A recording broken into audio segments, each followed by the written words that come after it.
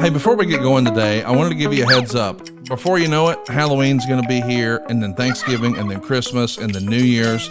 And then we're going to have to worry about, how do I pay for all this holiday spending? Let's go ahead and make a New Year's resolutions list. And let me go ahead and guess. Last year and every year before that, 2 of your resolutions were pay some debt off, save some money. I can help you do both of those. Check both of the boxes at savewithconrad.com. And how's this for starters? No house payments until next year.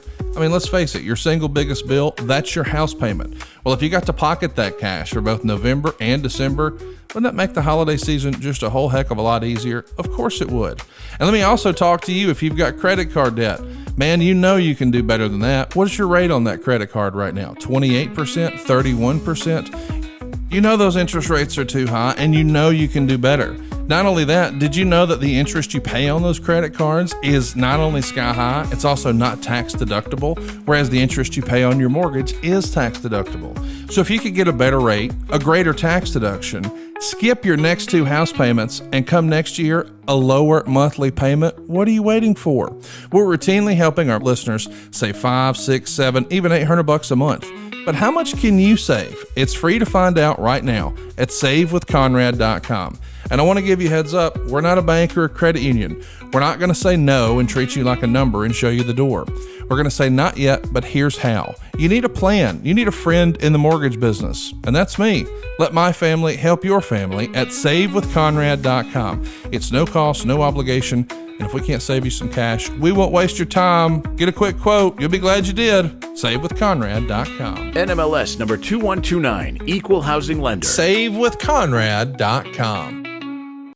Hey, it's Conrad Thompson, and you're listening to My World. And of course, we couldn't do it without the Hall of Famer himself, the greatest professional wrestler of all time, your friend and mine, Double J, Jeff Jarrett. Jeff, how are you, man? Oh, let's crank it up. Yeah, it was something that's like trash in the line. I don't know if we have a bad connection. We got up here in Hendersonville, Tennessee. We got all kinds of power up here. How we doing, Connie? It's Sunday evening as we're recording this. The Volunteers were only 8 days removed from what a victory, Connie. I think it was just 2 years ago. You were giving me a hard time about the first time win. But you know what? We can say this safe. Boy, you have got boo-boo face right now. You look like you're about to go to the ring, have to do a job. My gosh, I could name 4 or 5 people that have boo-boo face similar to yours, but we won't get into that on this episode of My World. Conrad, y'all got to win yesterday, but you didn't win against the Volunteers. The Rocky Top anthem was played over and over and over and over and over and over again. And look, I have got it on good authority that Big Larry will not hear this episode because I respect that man immensely, and I wouldn't ever try to rub Rocky Top in his face. But yours, my friend, you've got a double dose coming. Connie, this is Ask Jeff Anything, and we're going to spend probably the first half hour on just how does it feel. It's going to be Ask Connie thing. So, Connie, let me ask you, when you knew when Jalen Milroe threw that INT at the end of the game, can you tell us a little bit how that felt? Just, hello? You know what, Dave? We need one more rendition to wake him up. He's had a long Sunday. Let's. That just gets the energy going on this episode. Whew. We may have to try this again. Couldn't do it without the Hall of Famer himself, the greatest professional wrestler of all time. Double J, Jeff Jarrett, the last outlaw. Conrad, how we doing, pal? Has Cody got into your direct messages and on Instagram, got you all wound up? He had an 18th birthday, you know that. Well, that's what I was waiting on. I thought that was the breaking news. I wanted to take this special moment to be the first on the program to wish the most valuable member of our team here at My World, Cody Angle, a happy 18th birthday. It's the most important news that's happened since you and I were live. Nothing else of note has happened at all. Nope. Not in the sports world, not in the political world. Oh, come on. Really, really glad, really, really thankful that I have a friend like Cody Angle in my life. And congratulations, Codester. Listen, I know you got stuck with a nothing happening son of a plumber for a dad, but just knowing you got friends like me and Dave Silva. Well, Dave Silva's not that good of a friend to anybody. No, he's a great friend today. But listen, me and Jay Lethal, we love you, Cody, and you sure do have a good mama. So there you go, Cody Angle, 18, and I have it on good authority that Tony Khan's got a contract waiting on him. The minute he graduates high school, he is going to coach him up. Jay Lethal, Satnam Singh, Sanjay Dutt with the new shoulder. Man, they're going to be the trios champions because Cody Angle is going to bring that Midas touch to our televisions every Wednesday night. Congrats, Cody Angle, an adult. How about that? Hey, we went bowling yesterday. He wanted to do something special. Now, we're going to Universal this weekend, Conrad. Okay. And you'll never guess what. It doesn't mean as much to you, but we are actually staying, which is hilarious because we're only down there. We end up being 2 nights. We're staying at the old Doubletree, Connie. We're going to the old TNA hotel. Yes, which is right across the street. There's a bunch of on-property ones, and I said, hey, let's stay there. The girls are going, daughters are going. It's a little Cody is so damn happy. He's excited. He's going to take his maiden voyage on the Hulk that he's watched from afar as his sisters have ridden through all the years. But we went bowling yesterday.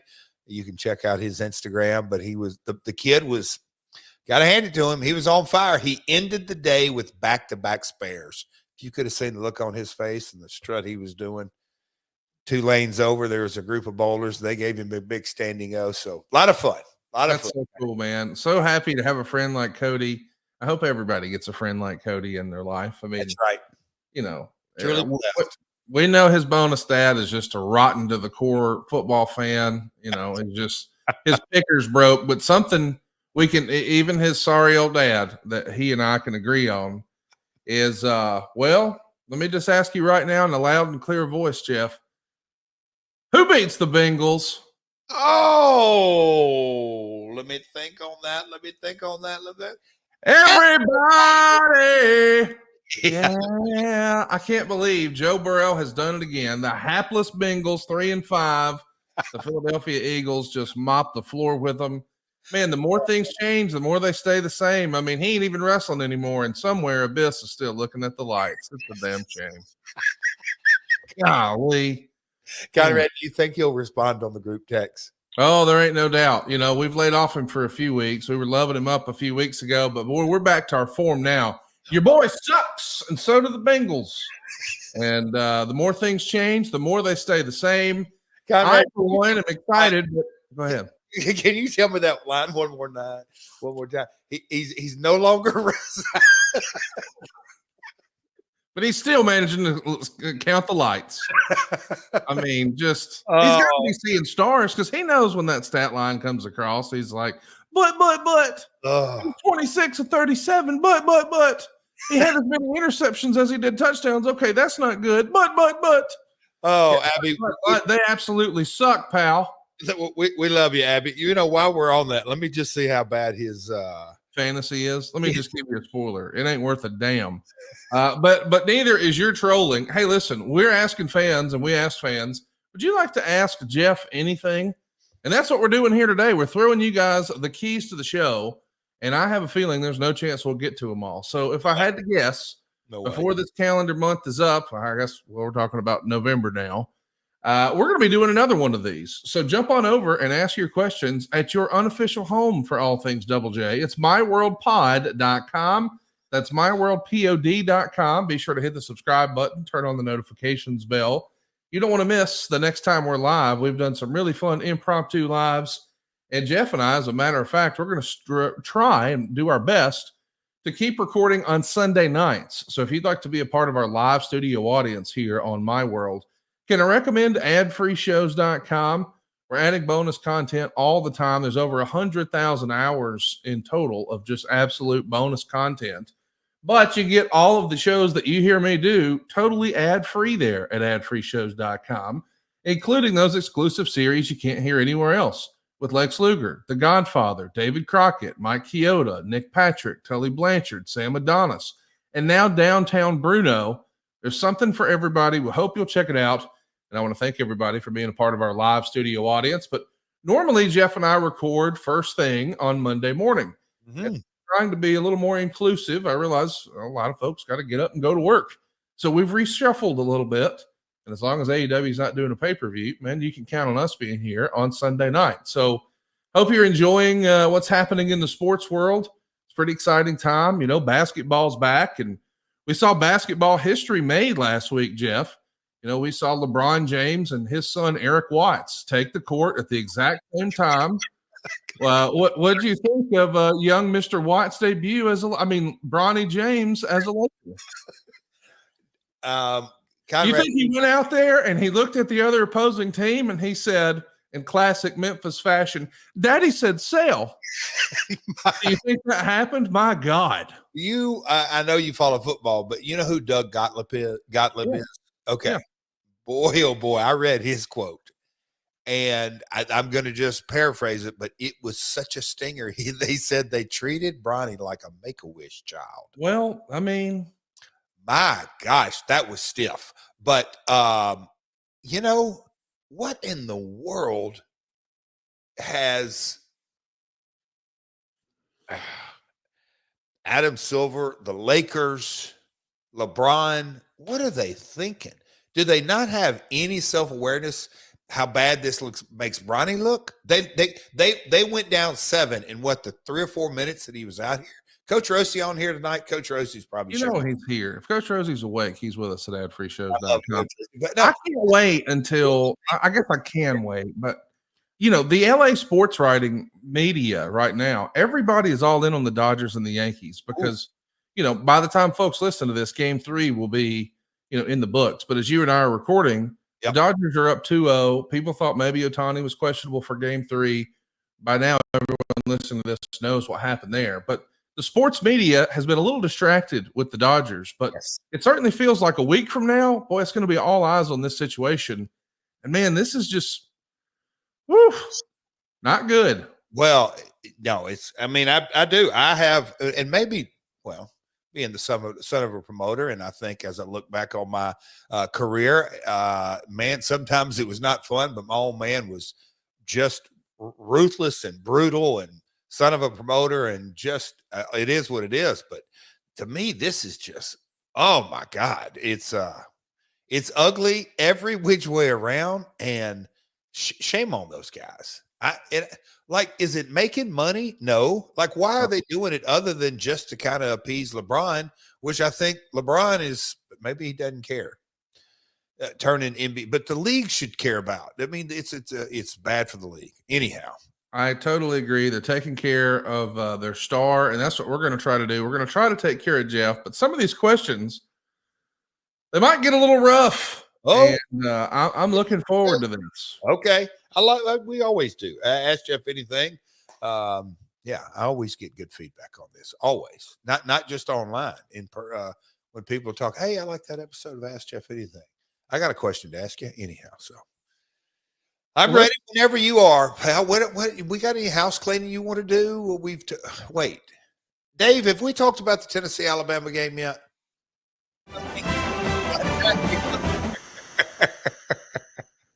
Oh, we didn't get to see the Queen all decked out in crimson and white. We didn't get to see the last outlaw. Conrad, it was really a tough Saturday, pal. It was a tough Saturday. That's okay. Maybe next year. Got to soak it all in. You give me a hard enough time as it is. So, all right. Look at him. He's all boo-boo faced up. Let me ask you this. Have you ever asked Bruce or JR, or maybe even Eric, but I'd love to hear Bruce or JR, what baby face creates the biggest boo-boo face if they're having to do the job walking to the ring? That's my Ask Connie anything. I mean, Jim Ross has went on the record, said he's never had a bigger boo-boo face crybaby in the history of the wrestling business than Jeff Jarrett in Ohio. Saying he needed him to double it if he wanted him to do the job. He had a little housekeeping to do himself, And if you want that belt, I'm going to need you to go to the box office. Write me a check. By the way, I'd like to thank our sponsors of the program. It sure ain't Double J, but he dodged a bullet. He doesn't have to dress like an asshole. And if you don't want to look like an asshole when you dress, can I recommend True Classic? True Classic has got, I mean, you want to talk about the definition of it. True Classics. Because listen, let's be honest. As a dude, I'm looking for things that are comfortable, that I like to wear, and I want to make sure that I'm looking good too. And sometimes, well, that's hard because we all get like a favorite pair of pants, a favorite hoodie, a favorite t-shirt, and man, we'll just wear the devil out of that thing because we can't just go get another one. Like, you know, these styles from these companies that just change all the time. That doesn't happen when something really is a true classic. And that's the reason True Classic is who we recommend for the best-selling t-shirts and hoodies, jeans, and more. But what's really cool is you can get them in 3-packs, 6-packs, and 9-packs. That's the best. When you find something you really like and you're like, you know what? I want to get one of these in like every color. I love the way it feels. I love the way I look. That's the way you're going to feel about True Classic. We're talking premium products, but at a truly affordable price. Shirts that are going to help you define your best features with a perfect fit. Here's what I mean. Snug in the arms and chest and just the right amount of room in the midsection, helping us big boys out. They've got a lot of the fall and winter must-haves right now too. How about some long sleeve Henleys, some waffle hoodies, some jeans, some button-ups, some joggers, and more? And did I mention the active wear? Buddy, how about this? Moisture wicking, quick dry, and odor control. It's perfect this time of year where it's a little cool in the morning, but it starts to warm up in the afternoon. And you can even mix and match that clothing to work with your lifestyle. One of the things I like best about True Classic, though, is it's a 100% perfect fit guarantee, and they've got easy returns. It's trusted by more than 4 million customers. You heard me. There's more than 4 million customers of True Classic, and they have an incredible 200,000 plus online reviews. True Classic's ultra comfortable, perfect fitting essentials make for the perfect gift for the men in your life. What's better than getting dad a shirt he likes? What about 3, 6, 9, or even 12 shirts that he likes at a truly affordable price? The holidays are here, and True Classic's ultra comfortable, perfect fitting essentials do make the perfect gift for the men in your life. So if you're ready to upgrade your own closet, shop now and unlock big savings during their huge holiday sale. Just go to our exclusive link at trueclassic.com/myworld to save. That's trueclassic.com/myworld. Please support our show and tell them we sent you. And end the year with holiday cheer, thanks to our friends at True Classic. If you want to buy yourself, Jeff, go ahead. Nah, you're probably gonna play the fucking theme song again. Go ahead. No, I'm gonna put over True Classic. Connie, they sell the shit in orange too. Yep, you can get ugly ass orange shirts there too. They got them for normal people like me and real jerks like Jeff. Trueclassic.com/myworld. And you know, maybe even have something brown for Abyss to wear and count the lights and look at his fantasy points. Ooh, maybe they got orange and black. Maybe that's what we need to get Burrow back on track, a comfortable undershirt. Maybe he'd quit throwing so many goddamn interceptions if he had a cool undershirt from trueclassics.com/myworld. If you're going to buy yourself a Christmas gift and you want jeans, True Classic has some badass jeans too. That's what I was going to let you in on, pal. I know you're talking 3-packs and 6-packs, and man, you're ornery, but trueclassic.com/myworld. You don't have to take Conrad's attitude either. Hey, I've got a text message from Jeff Jarrett too, and I swear I'll post this on social. He says, I love the way these True Classic jeans make my ass look. First time he's ever texted me anything like that ever. So if you're going to love the way your ass looks, or if you just want to admire Double J's ass, be sure to check out trueclassic.com/myworld. Oh, Dave Green, a lot of chat going on this evening. A lot of chatter about Double J's ass and the True Classic jeans. Let's get it trending. Hashtag Double J's ass. We've talked a lot about Dusty's ass. Now we'll talk about Double J's ass. He's been talking out of it for 28 minutes today. Let's jump right into it. We got a bunch of really fun questions and then some maybe not so fun, but let's do an easy, fun one. I was at the Cardiff TV taping and All In. One of the highlights was being in the crowd while singing. Jeff Rowe looked like he was having the time of his life in the ring, lapping it up. It really put a smile on my face to see the love that Jeff and Tony both got from the UK crowds. Is that a real highlight of this AEW run for you? I mean, that was a late night, in the middle of the night moment, and I'm sure it had to catch a lot of people off guard, maybe nobody more than you. I mean, you have made a career out of being one of the most hated men in all of wrestling, the true to the bone heel. And man, they just couldn't get enough Double J that night. Take us back to that night. How fun was that? I don't think I've shared this before, but the look on Karen's face might have said it all, because, getting at the building and knowing, Dynamite and Collision, and I had worked in that building before. And when we parked the bus, Karen, I almost told her this story just to aggravate her, because I remember working that bus on a mid 90s tour for WWF. So I remember the venue and going in and lugging luggage up 3 flights of stairs, and it's one of those old buildings, but it's got a great intimate setting, and London has seen loads and loads of wrestling, but Cardiff through the years doesn't get a lot. But no, it blew me away. But I remember coming out and the reaction was good, but once we got up in the ring, is late in the night. Cardiff folks had their adult beverages, so they were feeling no pain, and we all had a blast. But I can just remember looking at Karen, and she was just like, what the hell is going on? So it was great. And then it goes without saying, the Wembley reaction, certainly highlight, not just the AEW run, one of the highlights of my career. You just, at this stage, at my age, my stage of my career, and we've talked about this on an earlier episode, so I won't get into it, but it was super, super special. Hats off. I love my freeloaders. That's what I used to call them during the TNA days. I love my UK folks. I've always said it. They know what they like and they know what they don't like, and they will absolutely let you know both ways. And so I respect that. Dad has a question. What's the secret to your workouts? I saw it asked in an old WWF magazine, but Jeff wouldn't answer because he treated it like a trade secret.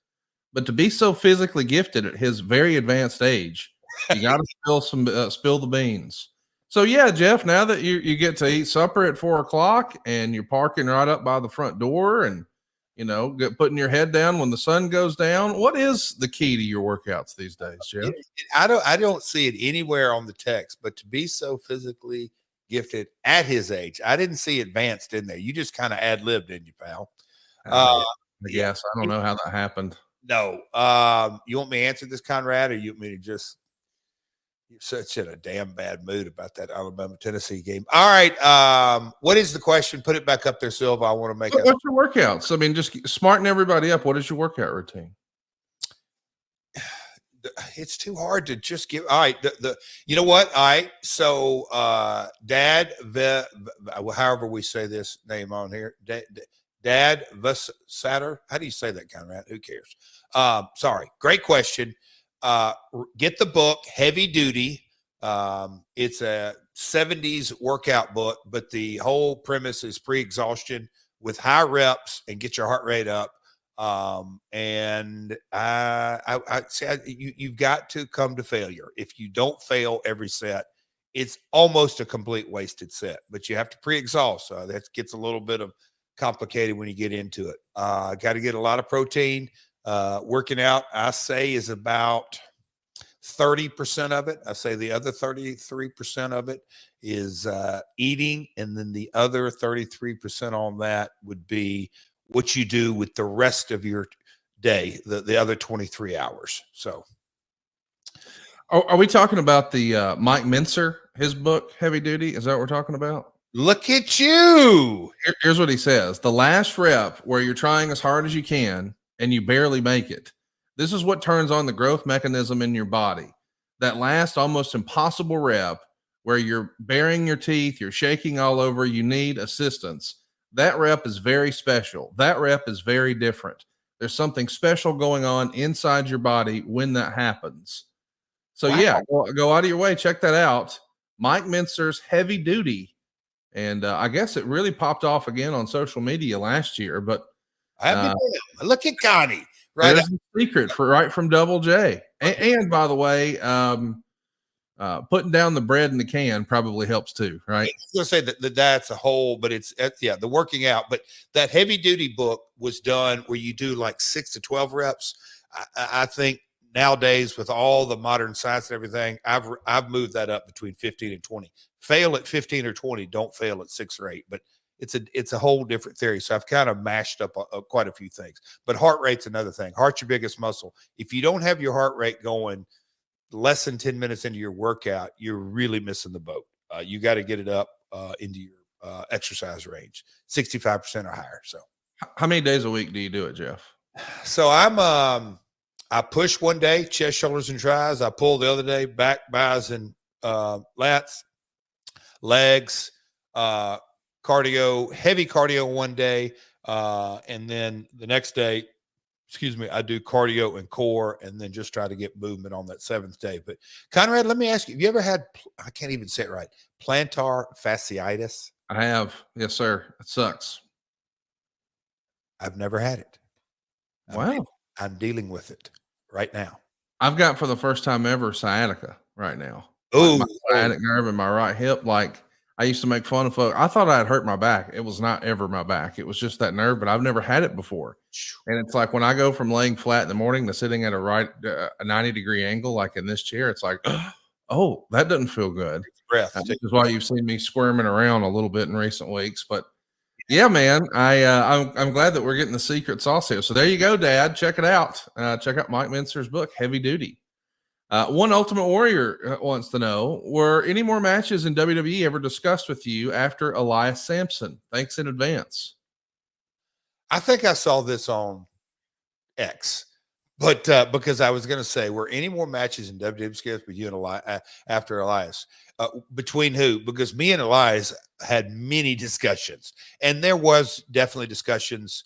Michael Hayes at one time said, "Hey, let's take that out on live events." And, there was the creative team talked about it a couple of different ways, extending it. Yes, there was definitely discussion, but it got no further than just discussion. I think not too terribly long ago, Chris Jericho did an interview and he was asked about, one day the possibility of him going back to WWE. And I think a lot of like Jeff Hardy fans probably hope that, he and his brother Matt wind up having maybe one last match or one last run in WWE.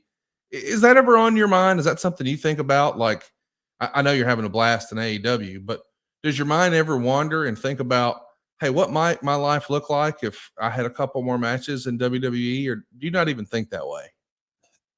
Conrad,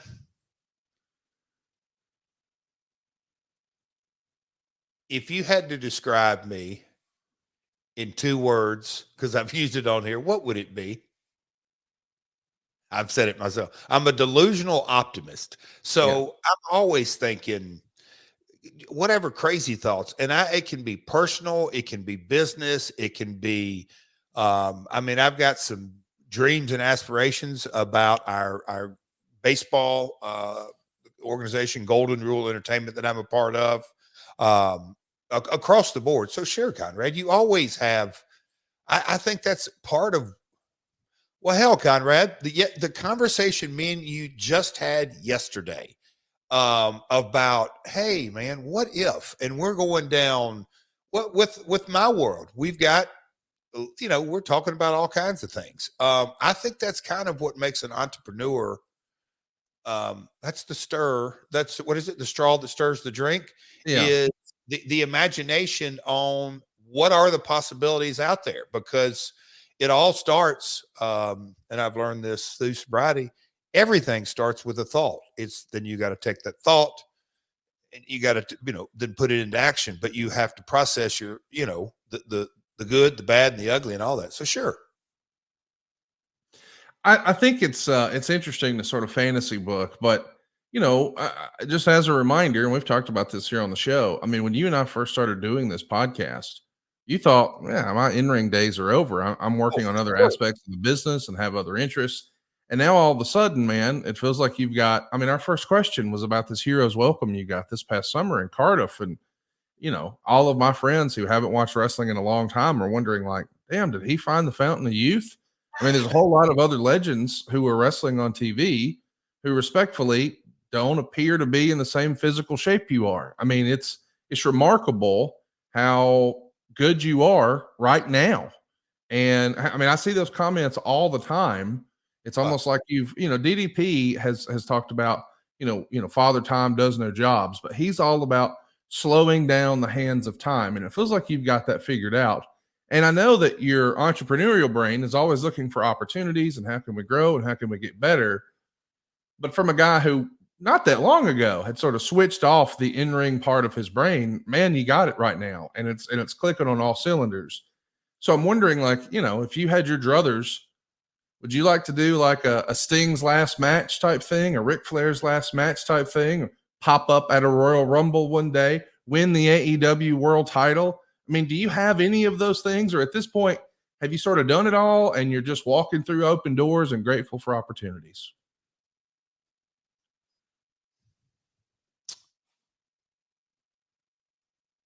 All right. I had a conversation this morning at church. It was brief, but and I almost feel like this is we here on the pod we do talk about my sobriety, but I don't post anything only one day a year. Do I really post overtly? But and the reason I do that, I'm very clear, and I had this conversation actually at the gym today. The guy saw that and he said, "Hey, I think that's pretty cool. I wasn't really aware of that." And he said, "Yeah, 7 years ago." I said, "Anyway, so Conrad, those that are probably like, what the hell is he talking about?" This past Friday was 7 years to the day of my sobriety date, and you talked about it. We just kind of joked about it, putting the bread in the can down 7 years ago. But when I, by the grace of God, started on my sobriety journey, I had no idea what to expect. But early, I came to the real realization: damn, I'm not just glad that I could start checking all the boxes. Hell, I'm lucky to be alive in so many ways. And so, Conrad, it's almost as if I have no idea what's coming next. I really don't. Now, there's scripture that you can plan things, but God knows what's in front. And something like that, Conrad, a retirement match, one of those things. I think you just joked on a title or whatever. That is so far out of my scope of things. I'll let others plan that because I'm not in control of that. The simplicity of God grant me the serenity to accept the things I cannot change, courage to change the things I can, and the wisdom to know the difference. Okay, what can and cannot control? There's a lot. The only thing I really can control are my thoughts, my words, and my actions. And I'll lean hard into actions. What do? Make sure I'm the very best Jeff for today and end it right there. And so whatever that may be, and like I just said, the working out or thinking of things, and there's as we talked yesterday on that long phone call about just the opportunities that are down the road that I can almost crystallize, but I can't crystallize them without you. Me and you are talking and we're feeding off each other. So as far as whether it's business or wrestling, hell, I don't know, Conrad, but my imagination never stops. And I think that's a good thing. Speaking of imagination, Coach Rosie's got a great question for you. He's a part of our live studio audience, and he wants to congratulate you on holding the Texas Chainsaw Massacre Championship for over a year. And he says, as a true wrestling historian, what has you most excited about the future of professional wrestling? Oh, man. Without question, the opportunities that exist today, October the 27th, as we're recording this, it drops on the 29th. I believe there's more opportunity today in professional wrestling. And I know that's a very broad, but whether it's promoting shows, running shows, action figures, video games, streaming opportunities, the almighty social media strategy that continues to evolve over and over and over. You can just kind of look. I mean, I don't care if it's CMLL, AAA, New Japan, other, other promotions in Japan that are popping up. UK, India opportunity is the last frontier, I would say, in a lot of ways. Conrad, the possibilities are, I mean, they are endless. And that is something that I am well aware. In 2002, launching TNA, yeah, there was an opportunity, but I mean, it was just such a different path. 2013, when I resigned from TNA, there was opportunity, but it was still, I think the business was just in a different place. Fast forward 11 years later, and the landscape is the entertainment's very, very different. The music business is different. Jesus, look at Amazon Prime and Apple and Netflix and linear television and just everything that goes with it. The world of professional wrestling, there's never been more opportunity in this business than there is today. And that is absolutely what I'm most excited about. Well, I'll tell you what, something I'm excited about is Magic Spoon. I have been a big fan of the cereal for a long time. I learned a long time ago that, hey man, my childhood favorite cereal, sure, it tasted great, but I didn't need all that sugar first thing in the morning. What we really need is protein, and Magic Spoon can do it. Every serving of Magic Spoon cereal has 13 grams of protein, 0 grams of sugar, and 4 grams of net carbs, so you can feel good about what you're eating. Their most popular flavors are fruity and cocoa, but there's so many more. But here's some big news. Magic Spoon has turned their super popular cereal into high protein treats. Magic Spoon's brand new treats are crispy, crunchy, airy, and an easy way to get 12 grams of protein on the go. And now, for the first time ever, Magic Spoon treats are available in grocery stores with delicious flavors like marshmallow and chocolatey peanut butter. Chocolatey peanut butter is Bruce Pritchard and Eric Bischoff and even Dave Silva's favorite, but I prefer double chocolate. I double dog dare you. Go try the double chocolate and chocolate and tell me you don't love it. Jeff has even said here on the program before, he keeps some in the glove box of his Tahoe. When he's running his honey-do list, he doesn't have to get tempted by junk food whenever he needs a snack. He's got protein on the go. They're individually wrapped, and I'm telling you, it far exceeds all expectations. I double dog dare you to try that double chocolate and tell me you don't love it. Right now, go get $5 off your next order at magicspoon.com/myworld, or look for Magic Spoon on Amazon or in your nearest grocery store. That's magicspoon.com/myworld for $5 off. Magic Spoon, hold on to the dream. Now listen, I know I just told you could get it in Amazon, and I know I just mentioned that you could get it in a grocery store. And I'm okay if you want to do that the next time. But if you heard about Magic Spoon here with us and you want to try it, at least order from the website once. Because first of all, you're going to get a better price than you could get at the grocery store and Amazon, but it also helps our show quite a bit. That's magicspoon.com/myworld. They're going to hook you up with $5 off when you use that code MyWorld. Jeff, what's your favorite flavor of the cereal bars? Isn't there a Frosty? Frosty, it's a hell. Yeah. Nope. They don't have that. That's not a flavor. They got marshmallow. They got chocolatey peanut butter. They got double chocolate. And then they've got, you like marshmallow. Okay. I want to mention the other flavor that's really good is blueberry muffin. I like blueberry muffin, but double chocolate to me, it's hands down. How do you not love double chocolate? I'm allergic to chocolate. I can't have chocolate ice cream, no chocolate across the board. But I'm not a chocolate guy. Everybody looks at me like, you're what? Yeah. No chocolate for Double J. He's allergic to chocolate, bullshit, and good football. So go ahead and up right now. My World is your promo code at magicspoon.com/myworld. Hey, we did get some different questions about the future of professional wrestling. And I want to talk about the future as folks are listening to this just a couple days from now. It's Halloween. Ooh. And I know that Coaster has got a big trip this weekend. Do you know what Cody Angle's Halloween costume is going to be this year yet? That is a great question. Do you know? I do not know that. Yesterday, Kira's boyfriend came to the bowling alley dressed as Nacho Libre, and it was classic. It was great. Yeah. Did you and Karen have a favorite like couples costume? Have y'all done a couples Halloween outfit through the years, and you think, man, that was the one? You know what? We're not.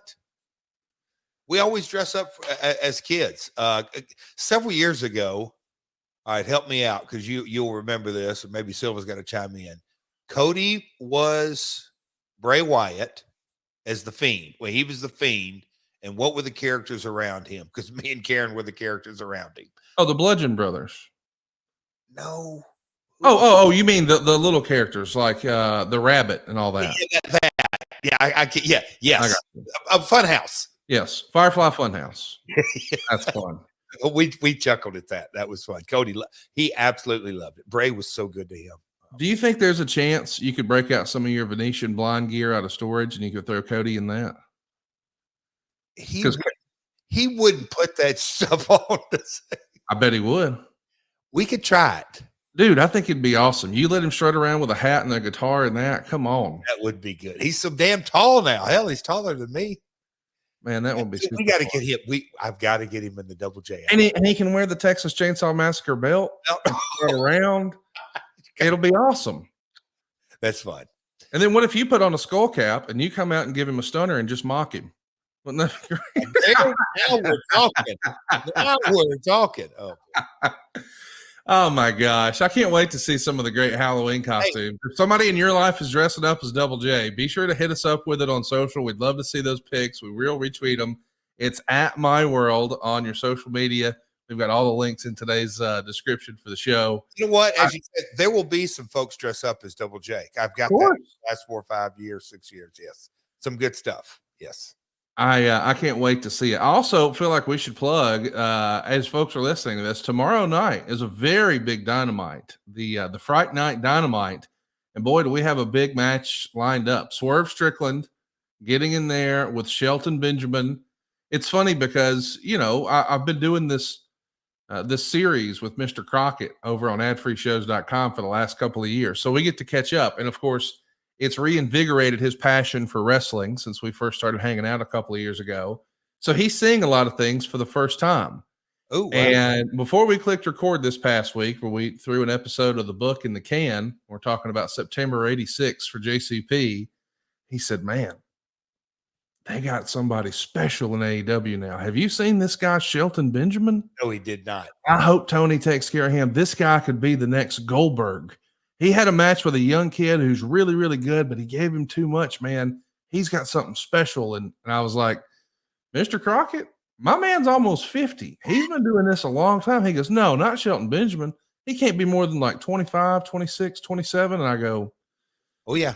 No, sir. He looks it, but he's found that same Fountain of Youth Double J's got. Maybe they're both allergic to chocolate. Something's going on because that dude looks like $1 million. He was blown away with Shelton Benjamin.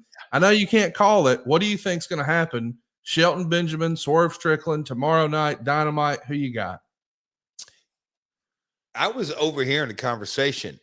Shelton's amateur career is fascinating. Damn, just look it up, folks. He lost 10 in high school, 9 his freshman year. And then it went on, and he was talking about, when you're standing next to Shelton and then standing next to Brock Lesnar, and you go back to the college days and they wrestled each other for hours on end every day, you kind of look at Shelton and go, kind of look at this cat a little bit different. Let me help you with that. In high school, 122 wins, only 10 losses. 9 his freshman year. 2-time South Carolina State High School Heavyweight Wrestling Champion in both 93 and 94. He won the National Junior College Athletic Association, the NJCAA championships in wrestling and in 100 meters. How many people did that? And at the University of Minnesota, twice being named an All-American, placing 5th in 97, 3rd in 98. I mean, this dude's a legitimate badass, but you couldn't tell necessarily. I mean, because usually wrestlers who have that sort of amateur background, they don't just bounce around the ring and the ropes. I mean, just watching him get in the ring the other day on AEW Dynamite, you're like, how is he this agile? I mean, just a freak athlete. Oh, and I'm so glad that he's getting another bite at the apple, because it wasn't that long ago, before he had the most recent run with WWE, people were like, how is this guy not on TV? I'm glad he's on TV and in a featured spot.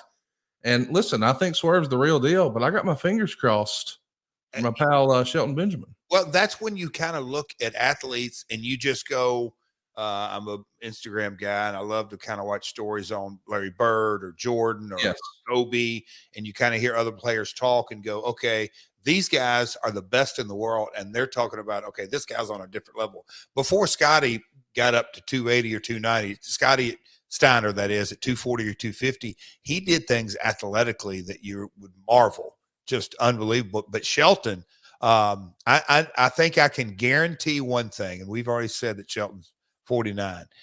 By the time the match is over tomorrow night, Wednesday night, there is no doubt Swerve is going to know, I just got done with a match, win, lose, or draw, with a superior athlete who is on a completely different level than anybody I've ever wrestled. I truly believe that.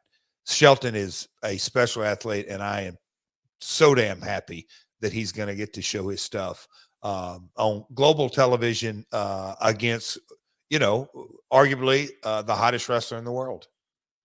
There it is, Fright Night Dynamite. Check it out tomorrow night on AEW. You can enjoy it on TBS, of course, but there's still a handful of tickets available. AEWTIX.com. Swerve Strickland, Shelton Benjamin. It's going to be a big night.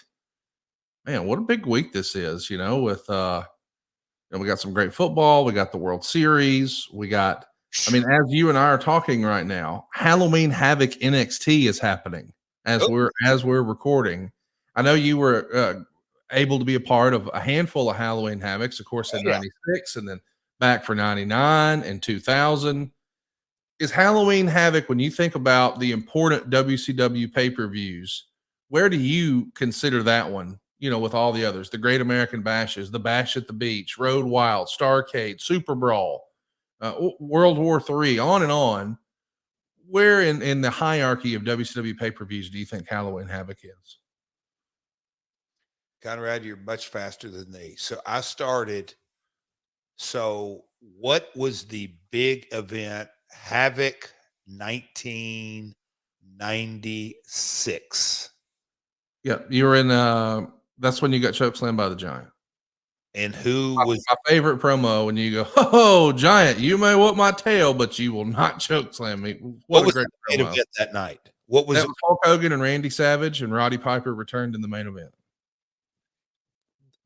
Because I whatever I'd done, I'd worked there in the night, and whoever had said, "Hey, let's go up here and watch it in a suite at the MGM Grand." I'm like, yeah. So we instead of watching it backstage, we went up top and we could hear the live, the crowd, the reaction live. That was, and in my mind, and I'll say it, I was maybe programmed at that time. Royal Rumble, Mania, SummerSlam, Survivor Series, the Big Four. Yes. And WCW, I in my mind was probably Starrcade because of the lineage.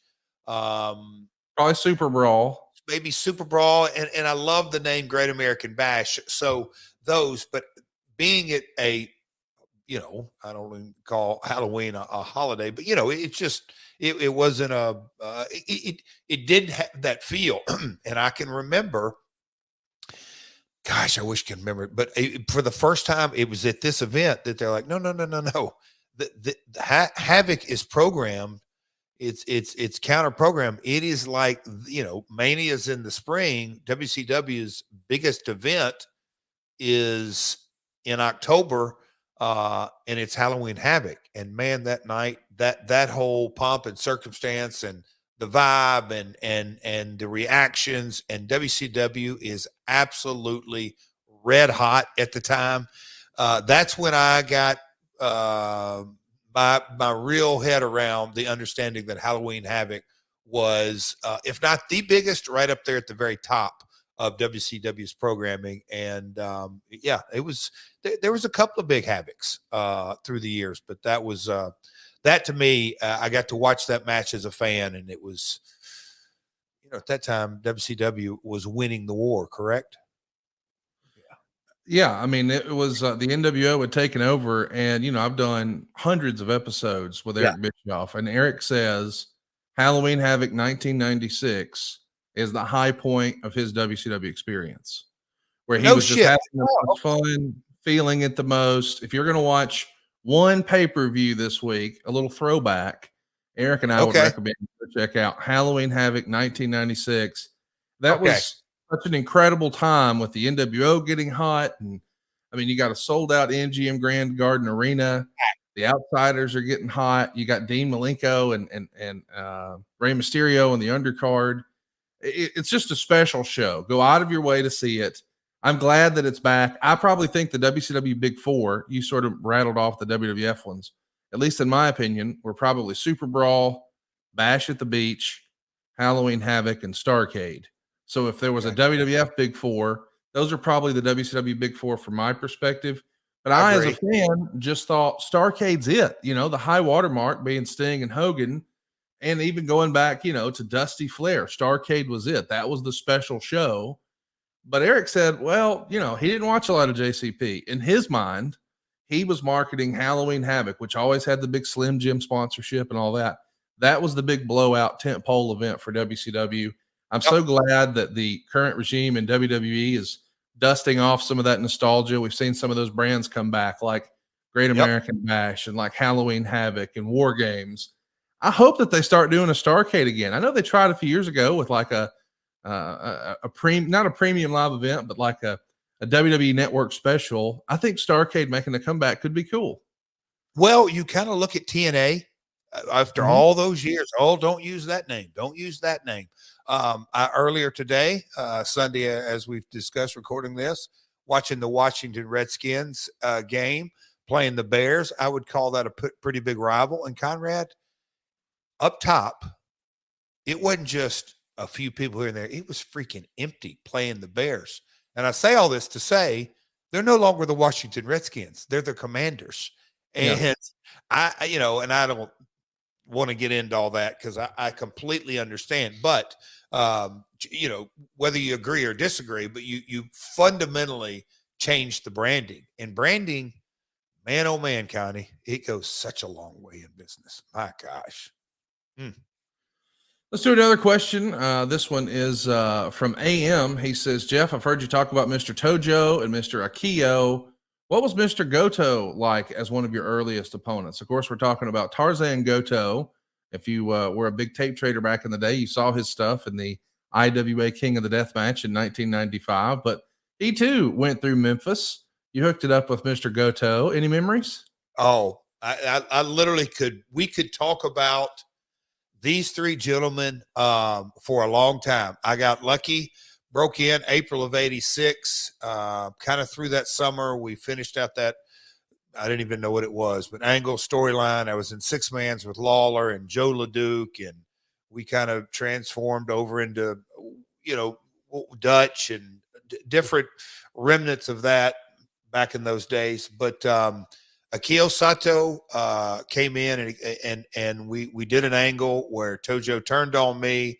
But Akio Sato, and man, 87, 86, 87, 8. So Goto, yeah, his death match wasn't to the mid 90s, but he was, as they refer to him, a young boy that lived with the Keo. And, I don't know exactly, man, look that up while I'm talking, Gotti. How old is Goto? Because I felt like, I mean, he's a few years older than me, but we were both young guys. And He's 58. damn, almost, yeah. No, I'm sorry. He died 2 years ago at 58, so he would have been 60. Okay, so he's so he wasn't much older than me, a couple of years older than me. Yeah. So we were both young boys, and I had several different partners. But I tell folks, this is one of the biggest blessings of my entire career.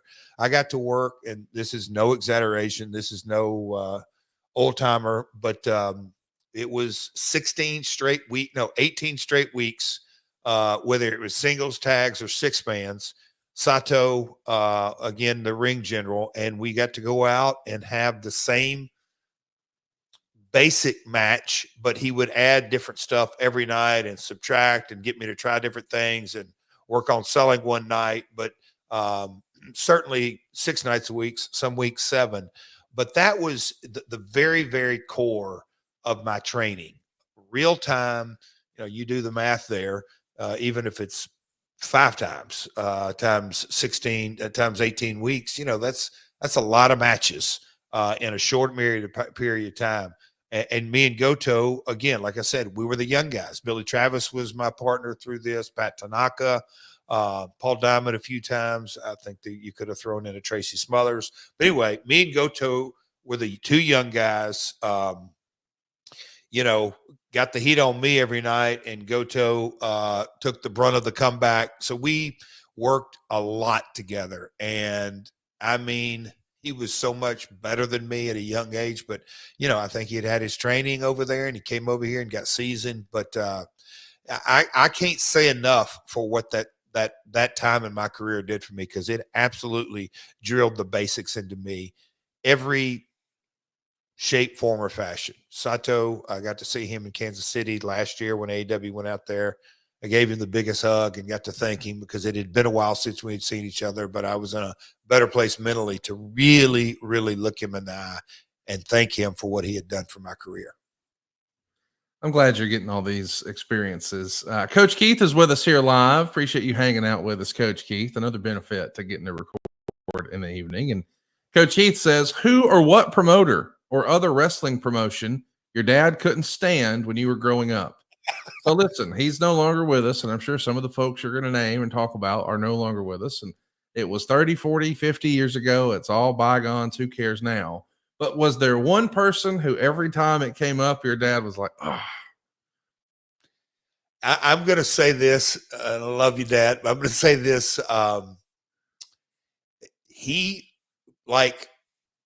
He pretty much knocked anybody, but in that egotistical way. Now that hindsight's 2020, he never. I heard him put over Eddie Graham as many ways as possible. Eddie, and I think in a lot of ways that was the issues that I didn't even know I had, but Mike had with me. But their relationship was super special. Eddie Graham. He would take his jabs. Oh my God, take his jabs at Fritz, take his jabs at Watts. Of course, Crockett, because, when they came in and ran opposition, he would always refer to, the Poffos found out just how hard it was to run in this business. I don't know if that was really a knock. Those, because they were around the area, the number one, who or what promoter or wrestler your dad couldn't stand? I mean, the number one would be Nick Goulas. There's not even a close second. And Nick was basically the guy that, in a lot of ways, Nick Goulas, Roy Welch, it was Goulas Welch Promotions, and Roy was absolutely his mentor. He's the one he let my dad start booking and really set him on a chart for success.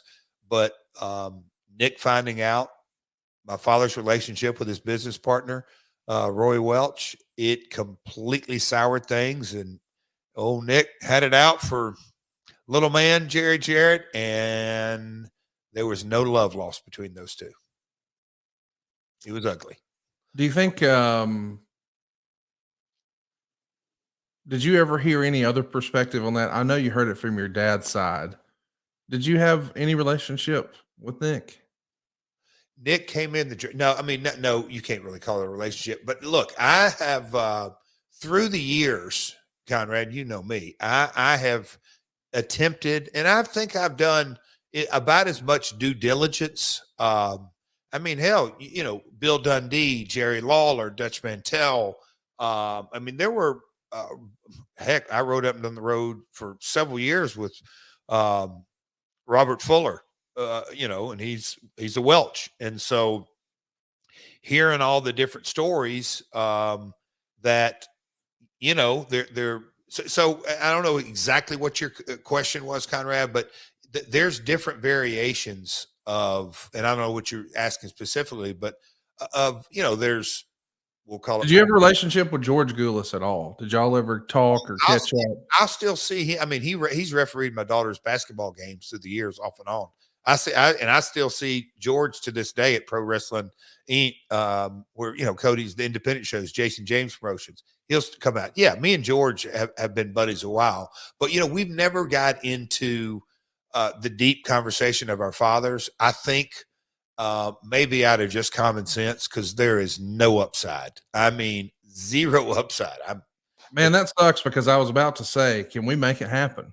I would love to, on adfreeshows.com, 2 sons of 2 promoters, get you guys together and just have a conversation, not trying to work an angle or shoot, with just real honest conversation from 2 kids who grew up in different households and heard everything terrible about each other. And we know the history of your fathers, but you guys were just the kids. You didn't really have a dog in that hunt. He's older than me.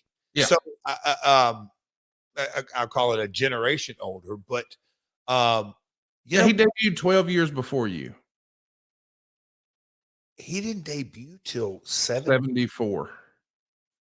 Okay, that's okay. Yeah, wow. Retired in 82. So he was done 4 years before you ever really did anything. Yeah, so he wrestled 8 years. Okay. Yeah. All right. Yeah. Conrad, we got to do it. Just as you're saying this, I was about to say, maybe you should do a one-on-one with him, because there is a real story there. I mean, yeah, let's do it. I got his number. Mark James, if you're listening, you're about to go to work, son. We're going to get the Goulises and the Jarretts together, and we'll make that happen in 2025. That'll be fascinating. Yeah, that's good. That will be fun. Something else that's fascinating is learning about our metabolism thanks to our friends at Lumen. Lumen is the world's first handheld metabolic coach. It's a device that measures your metabolism through your breath, and on the app, it lets you know if you're burning fat or carbs. Then it gives you tailored guidance to improve your nutrition, your workouts, your sleep, and even your stress management. All you got to do is breathe into your Lumen first thing in the morning, and then you'll know what's going on with your metabolism, meaning whether you're burning mostly fats or carbs. And then Lumen will give you a personalized nutrition plan for that day based on your measurements. You can also breathe into it before and after your workouts and meals, so you know exactly what's going on in your body in real time. Lumen will give you tips to keep you on top of your health game, and here's why your metabolic health matters. Think of your metabolism almost as like your body's engine. It's how your body turns the food you eat into the fuel that keeps you going. Because your metabolism is at the center of everything your body does, optimal metabolic health translates to a whole bunch of benefits, including easier weight management, improved energy levels, better fitness results, better sleep. Lumen gives you recommendations to improve your metabolic health with each breath. And Lumen's recommendations are designed to improve your pre- and post-workout fueling for better performance and recovery, so you can power through your toughest workouts and add on muscle mass.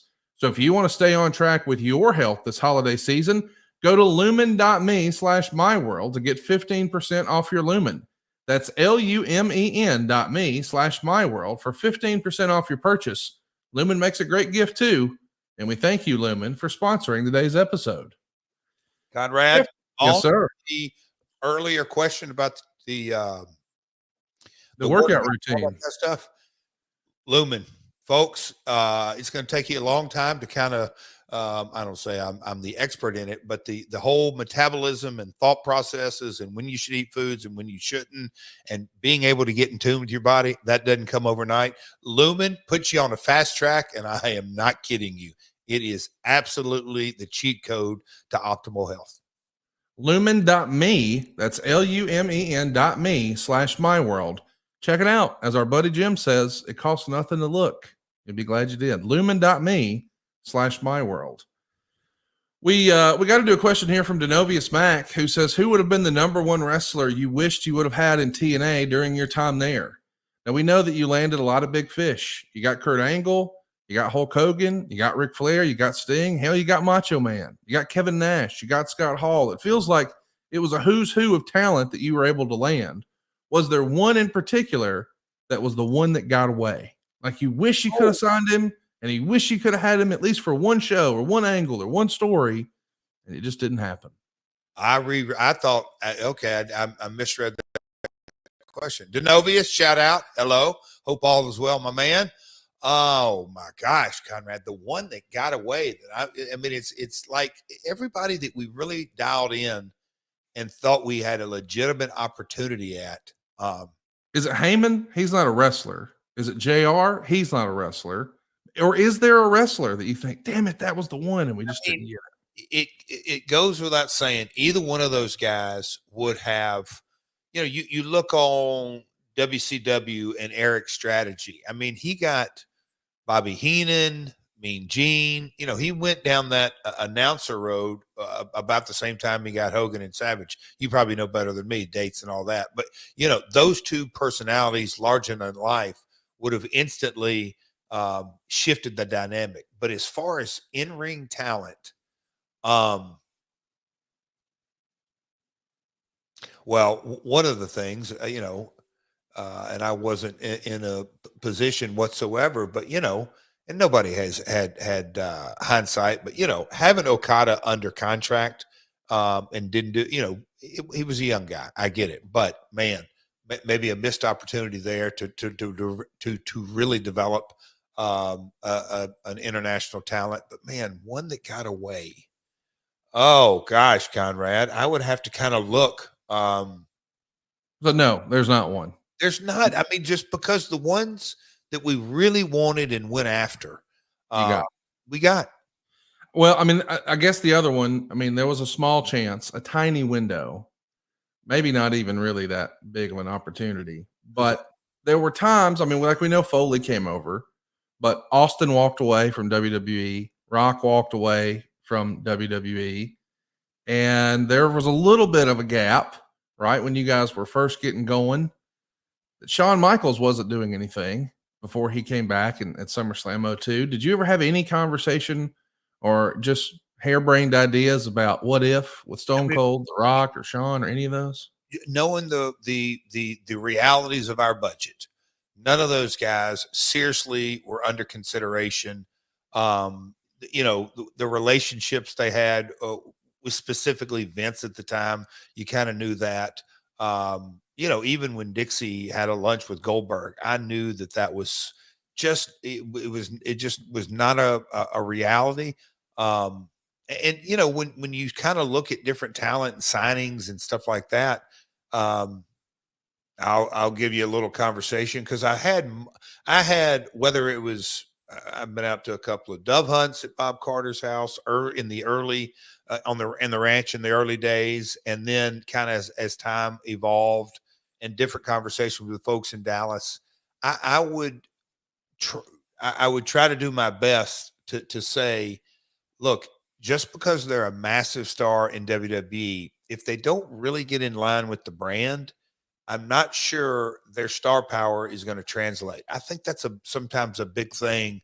You hear, and maybe that's fresh on my brain. I just heard that the other day, Yankees Dodgers, when they kind of talked about putting these clubs together, that both managers have done a good job of really putting people in positions to succeed. The Jim Collins book, get the right people in the right seats on the right bus, and you'll go somewhere successful.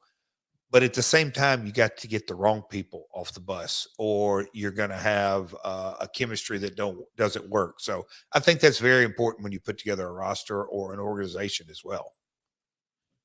Chemo City has a question for us and wants to know, Jeff, would the Brother Love character have worked for the USWA? In an absolute, I'll say this. Bruce, I guess I shouldn't say handicap. I don't know that you maybe have asked this. Bruce, call him old school, a sponge. His young days in Houston, his young days and the opportunities that Vince gave him to produce or be around and creative. Bruce, as a I look, Paul Heyman is super successful, and he has played the wise man and a senior advisor. Bruce concentrated more on office, and he had so much, satisfaction or love that or whatever it may be, or maybe even Vince just wanted him that position. But if Bruce would have just dialed in on being, I'm just going to be a heel manager. This guy is, I shouldn't even say was, he probably didn't want to do it now with the gray hair, but he could have been at the very tip top of the industry for years if he so choose that. He understood the business. He knew how to cut promos. He knew how to put not only the person he's managing, but his opponent in the right light to draw money. I just think he could have drawn money in any generation too. He knows what to do and when to do, and maybe most importantly, what not to do. And I think as a manager, you have to know that. You agree, Conrad? No, I totally agree. And I think he's got it dialed in. And here's a question that's real serious. And I'm surprised it didn't come from Crowbar because I know it's a big deal to him. But the Fig Game Hunter says, besides Puppet, as far as you're aware, did any other members of the TNA roster ever beat off in a trash can backstage?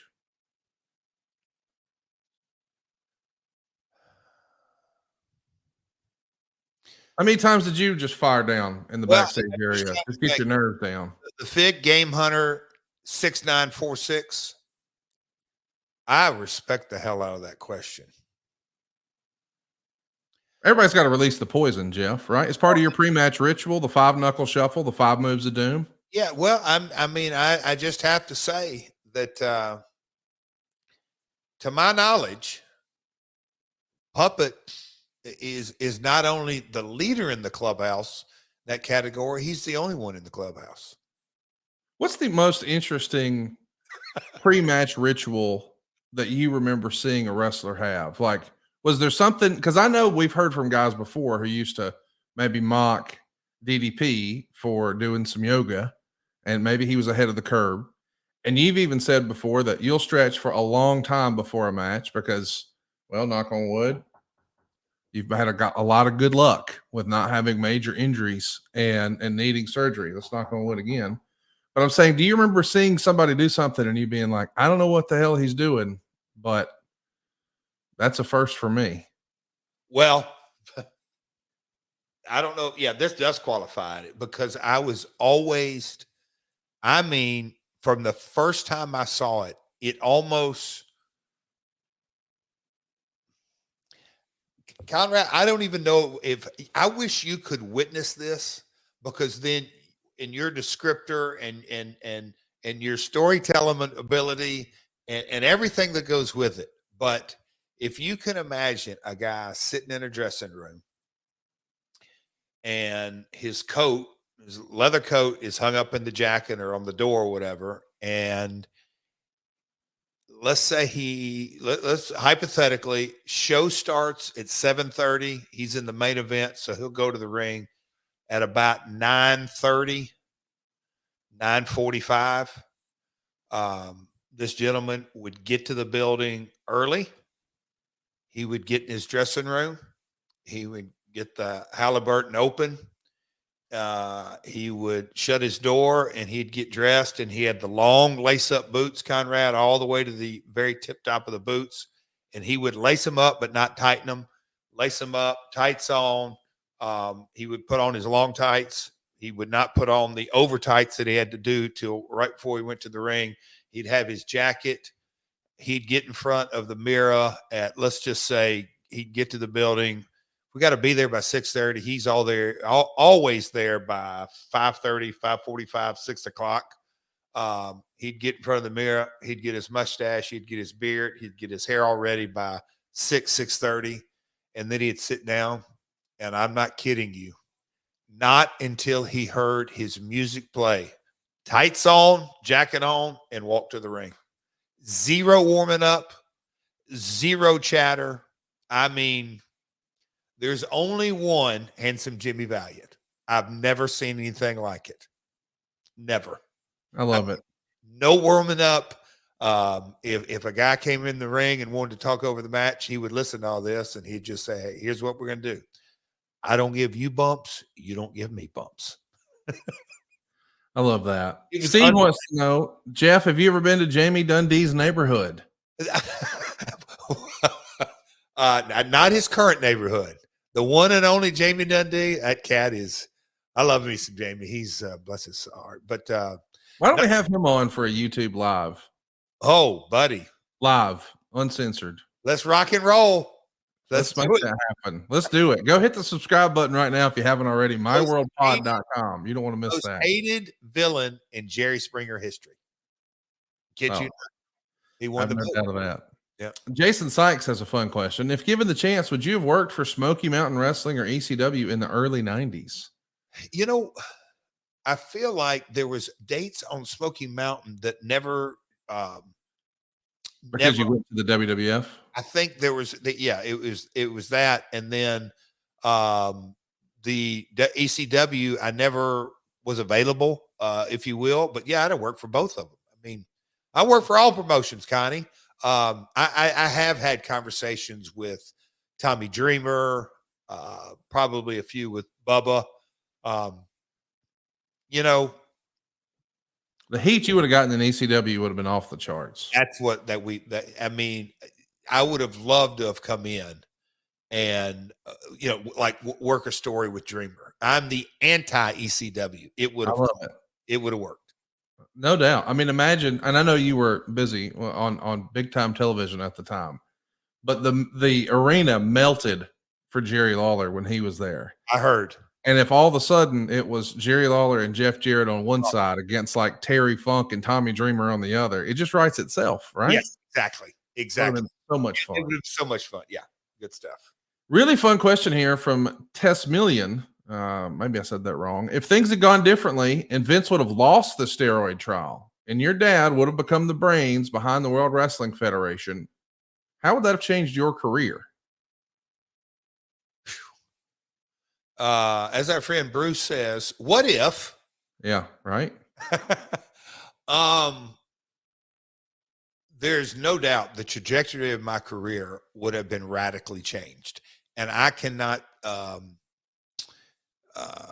Tess Million, I would suggest to you that you read the parable of the Chinese farmer.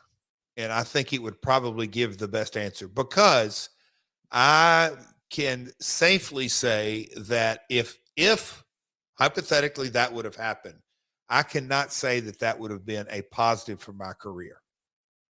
It might have been, but it might not have been. Eric Watts. There you go. Yeah. You didn't want to get brawnied. Brought it. Hey, yes, you've coined that. That is in. That's going to be in the slang dictionary. That is. Well, I mean, eventually it will be, and I don't want that for him because, man. But listen, we've seen this a lot. Like it's unfair, it's unrealistic. But hey, we got a stage dad now in the NBA. It is what it is. Exactly. Jeff, how agile are you right now? Do you think? I'm asking a serious question. I mean, would you consider yourself nimble and agile? Are you quick on your feet? Can you tiptoe? My chiropractor says that he's been treating me since 92 or whatever. I've never been this flexible. So how about that? So where are you going with this? We're going to see. Montana 01 says, Jeff, how would you compare TNA and AEW? What were their strengths and weaknesses as a company / product? Let's go to a one shot on Jeff. Zoom in tight. Oh, I put the question up so I can process. How would you compare TNA and AEW? Well, what were their strengths and weaknesses as a company or product? I believe, and I say this, the capital, the financial instability of TNA, and the financial stability of AEW right out of the gate makes it completely night and day. I'm unbelievable grateful for Richard Scrushy. That's at the end of the day, startup capital, Bob Carter, no doubt about it. So I'm not, but this question, I'm trying to answer this question as best I can. Completely night and day. I think the climate of not just the professional wrestling business, but just when you really look at cable television, 2001, 2002, 2003, it's a different animal than it was in 2018 and 19. So I think the landscape of television, and then if you really want to get into the micro, specifically the wrestling business, coming off the Attitude Era, wrestling, I've gone into ad nauseum in multiple episodes. Wrestling was a 4-letter word. So very, very much different. And then, the business, and I've often kind of referred to it, you can call it the Rock and the Stone Cold effect. There were so many people watching the Attitude Era, and I'm talking about high school kids that watched it on TV and said, hey, I want to do that. I want to do that. Fast forward 10 years later, the independent scene didn't even resemble what it looked like when we started. So the talent pool was massively different on the entry point into the industry. So I think I'm trying to answer this best I can, Conrad. So that's kind of the three, maybe the differences. The similarities, I think the loyal, fanatical fan base. And look, I was not at AEW in day one days, Conrad. You got a much more, you've just got a much better picture than that. But, I'll call it from, we've talked about it, 2002 to 2010, what was a fan base of TNA that was super diehards. When the six-sided ring was taken away, love them, hate them, or indifferent, Hogan Bischoff era, it became a new brand in so many different ways. We changed the name of the company. Dixie wanted nothing to do with TNA and made sure every little remnant of it, the best she could, was kind of put it away. So, the startup, talked about talent, landscape. I mean, Conrad, that's about, I'm trying to just think of other kind of thought processes on this. So another AEW question. Corey wants to know, what all do you want to accomplish in AEW? You've done a lot, Jeff. The Heroes Welcome at Wembley and the Owen, and you've had some tag title matches and had a lot of fun with Jay, and got to travel with Cody, and got to work some TV main events and be in the ring with Bryan Danielson and Kenny Omega, and became the Texas Death Chainsaw Massacre champion of the world. But is there one thing, one little itch you'd like to scratch in AEW that you haven't shared with us? Well, I don't think I'm going to share it with you, Conrad. I think that's maybe for a private conversation, but I'll say this. I don't think, as crazy as you are, Conrad, and the ad-free team and our ad-free family who's rocking and rolling with us on this Sunday evening, nobody had it really on their bingo card for the Last Outlaw to be a babyface. That's safe to say, Conrad? Yes, sir.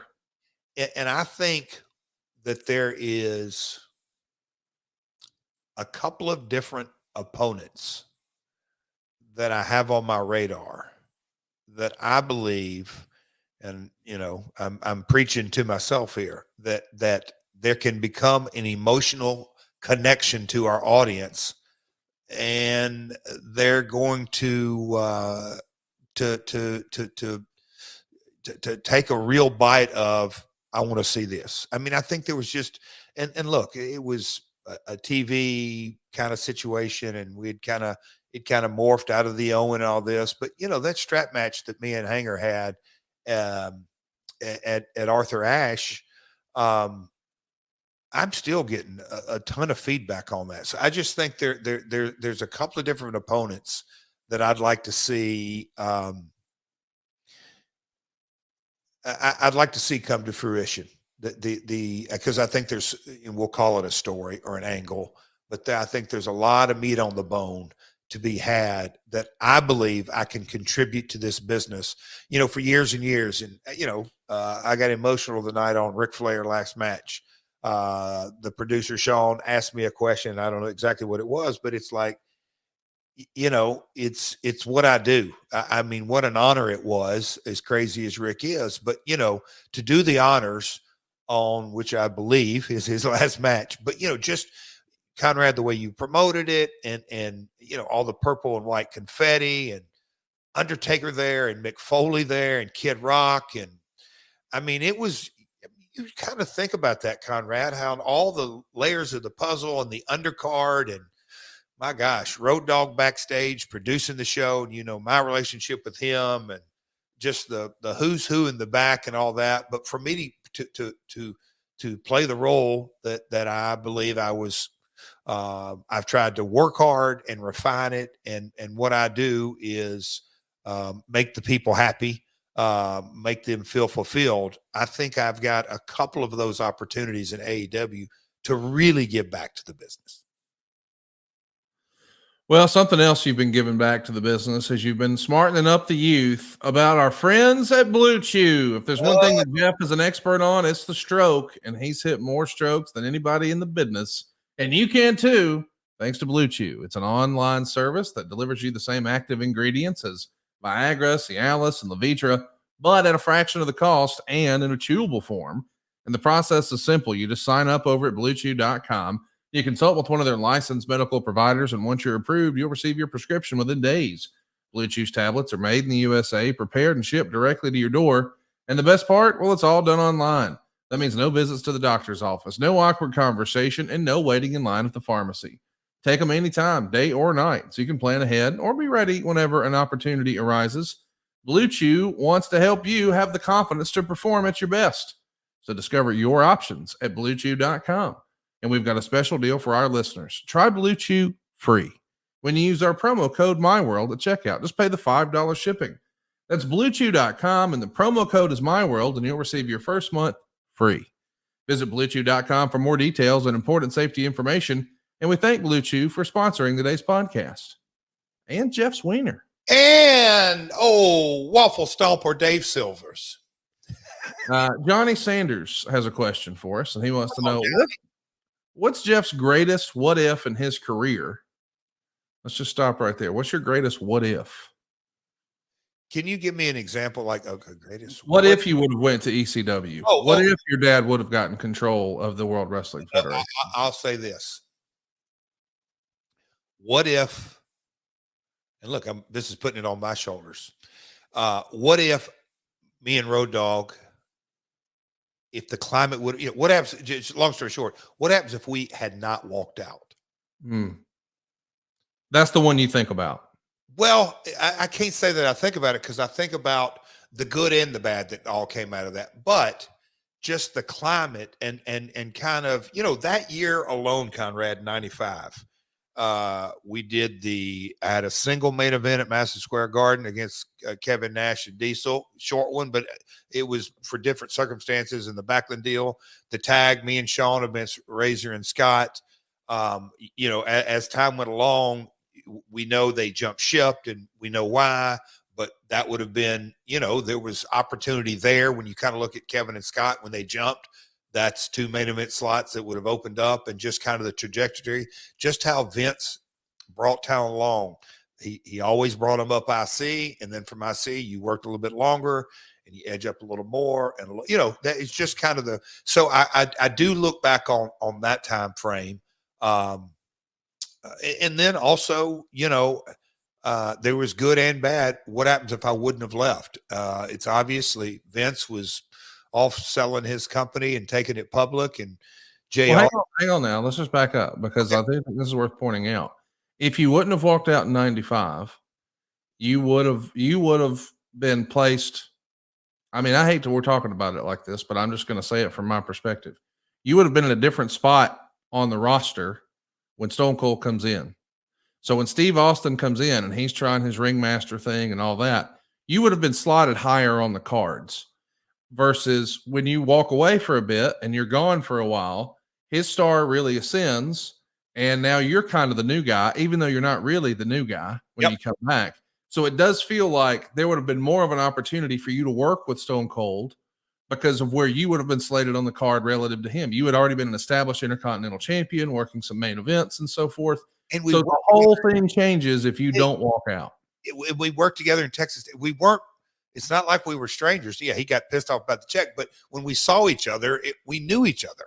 But I'm saying that promo where you were cutting that promo in 97, that would have never happened in that circumstance. So the whole thing looks a whole lot different.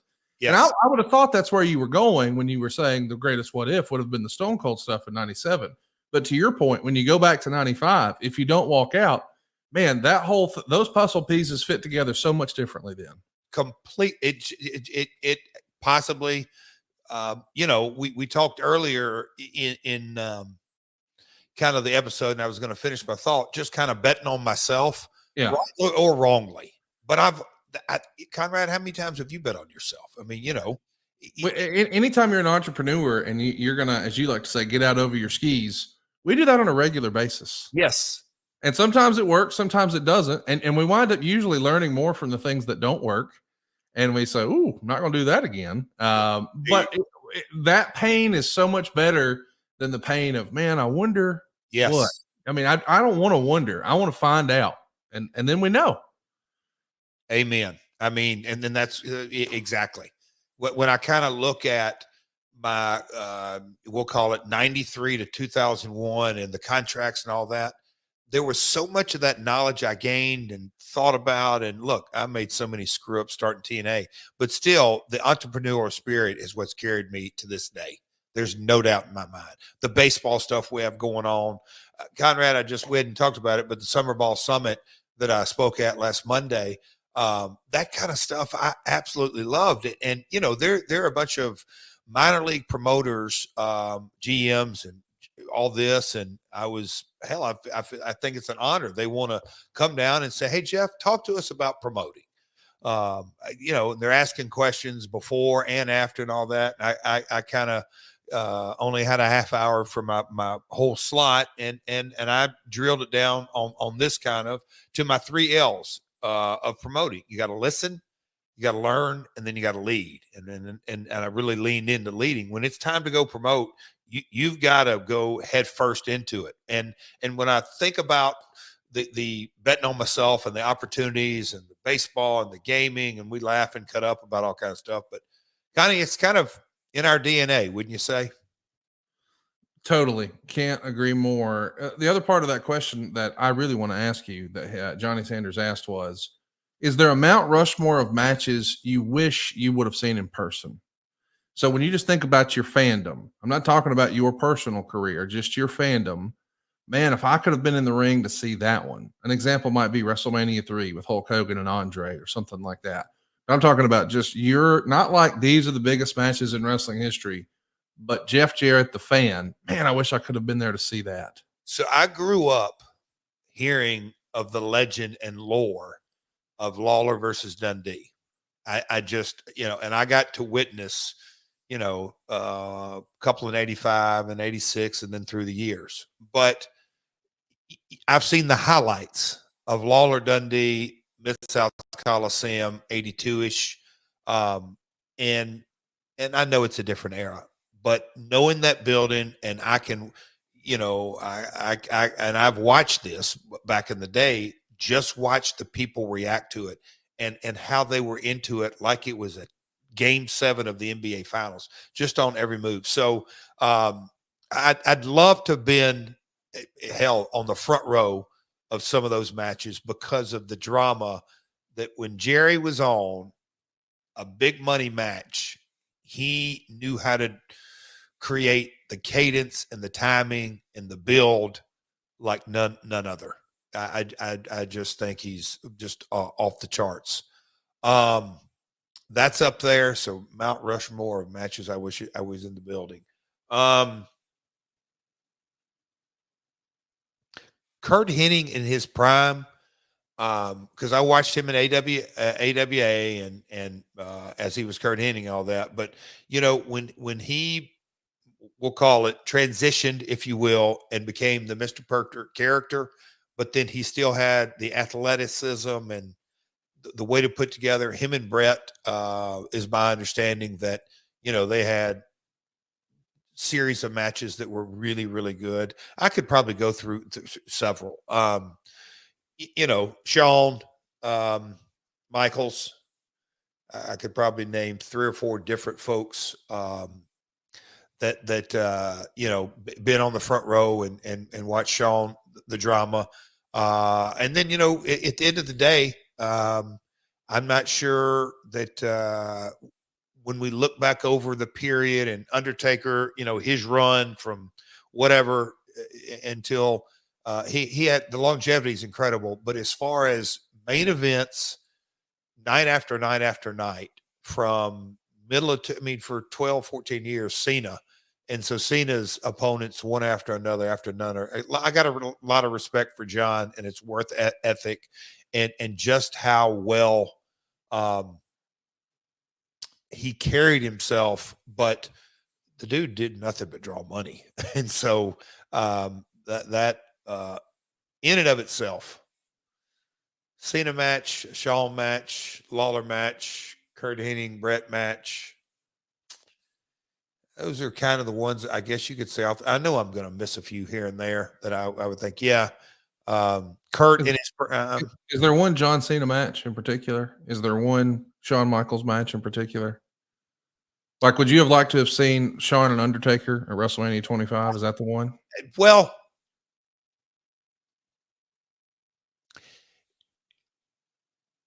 yes, but I mean that's so full of drama, and just the size difference on that isn't amazing. But and I mean, the Shawn Kurt match. You know, and look, I'm thinking, you know, you go over to Japan, Tanahashi has got some in his archives of 5 stars, if you will. Yes, it's a different culture and a different setting, but man, he's got some all timers. But no, a Shawn match, yeah, I think Taker would be up there. I'm not asking for individual guys. I mean matches. Is there one Shawn match that you wish, man, I wanted to be in the building for that? I mean, some people might say I would have liked to seen his match with Ric Flair for the "I'm Sorry, I Love You." Others would say, man, I really wanted to be there the night Stone Cold beat him, or I would have liked to have been there for the Montreal screw job, or any of those critical moments in history, rather than just, hey, I like his work. I got you. Shawn Taker. Yeah. That's to me, it's a defining, the biggest stars of the 90s in Mania in the 2000s. Yeah, for sure. Yeah. Friend of the show and a heck of a follow on Twitter, Andrew Dice Clay says, if you had a long journey to the next town, who is your dream team to make that trip go by as fast as possible? What 5 guys in a van are joining you for the perfect ride? So we know Brian James, he's in there. That's for sure. Brian's in there. Who else? Who are the other 4?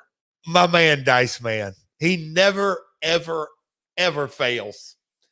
Oh, gosh. I should have gotten prepared for this. 5 guys. Oh, Road Dogg. I mean, he is a storyteller, singer. Yeah, okay. So I got to name 5. Oh, my Lord. Road Dogg's 1. Is Sanjay on the list? Who's in the van? Do they have to all get along? Because maybe it's different times of air, but are we just gonna, because again, you got to create chemistry, Dice Man. Sometimes you can have one bad apple and they end up arguing with the other 4. But I'm gonna say that everybody's on their best behavior. Yeah,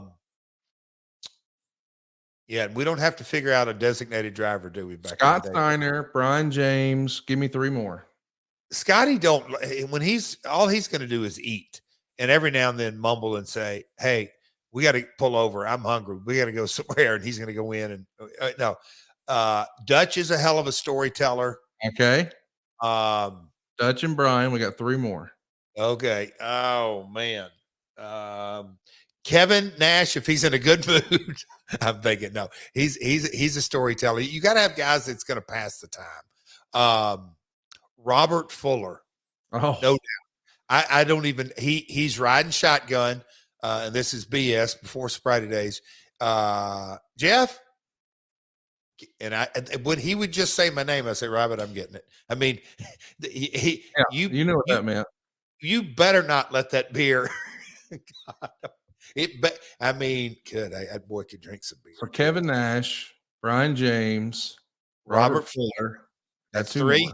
Yep. 2 more. Oh boy, I'm thinking of kind of different eras too, to get a real mix here.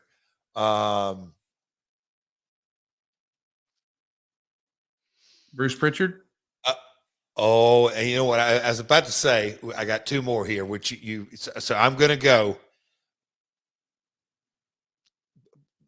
Bruce is honorable mention. Okay. Okay. Because he'll rib your ass. And enjoy. Funny voices on a road trip would crack everybody up. Yeah, you know what? So I'm going to have to go 7. I'm going to have to add 1 more. Yeah. Bruce, Jeremy Borash. Okay. JB will make a trip flyby. And you ready for the last one? Which right out of the gate I'm just sitting here imagining Kevin Nash, Dutch Mantel, Brian James, Bruce Pritchard. Who's the other one I said? Oh, Jeremy Borash. And last but not least, that would put this thing over the top, the one and only Owen Hart. Oh my gosh. How great would that have been? So Dice much fun. man, great. That might have been the best Ask Jeff Anything question. It's hilarious. What a great Owen, question. it'd be fun. That's fun. That's fun to think Chris about. wants to know, does Jeff have any good stories of carrying any of his championship belts through the airports over the years? You ever have a sellout at TSA? No, see, that's TNA days. I didn't carry them. I don't think I did. Maybe I did, but TSA got heavy after 9/11. So prior to 9/11, hell, you could carry beer through security and all kinds of stuff. It was a different era on traveling. So, not really carrying championships to airports. No, I can't say no. When I did, I tried to be very discreet about it. Just move on through it, not make a scene. Topics Everything podcast says, if Umaga hadn't passed away in December of 2009, do you think he would have joined TNA in 2010? In creative, that was, and I was just trying to think, that wasn't not many episodes back. I don't know I don't know. It was one of our TNA episodes that got me to thinking about the different names that would come up. And my man, Rudy Charles, who I'm whipping his rear end in fantasy. No, but the different whiteboards we would have in creative, and one would be the current TV that we were working on. The other board would be a 3-month running pay-per-views. The 3-month coming up pay-per-views, and sometimes we'd put a fourth up, but we always had 3 up on that. And then we would have another board that would have segments that were going to happen in the following week's TV, or maybe 2 weeks TV, two weeks off, or 3 weeks, just kind of a run of notes. And then sometimes, I don't know if we classified it as available talent or potential free agents or any of that kind of stuff. I can remember from time to time different folks that would come up, and I just remember saying, we'll never get him. He's not, he's part of the family. He's not leaving, but man, oh man, what a talent. Good gosh almighty. Very. Boy, this is a question I didn't expect to read, but man, this is oh wow. boy. I can see the look Patrick on your Ruth wants face. to know, Jeff, what was Jill's favorite match of yours? Of course, for those of you who don't know, Jill is Jeff's first wife who passed away from cancer. You may not be familiar with her name, but she was around for all of Jeff's beginning of his career. And I know she didn't always make the matches, but was there one that she was like really particularly proud of that you recall? I mean, she went to less than 3 live. But she watched them on TV. Yeah. The Shawn match. From In Your House too? Yeah. Yeah.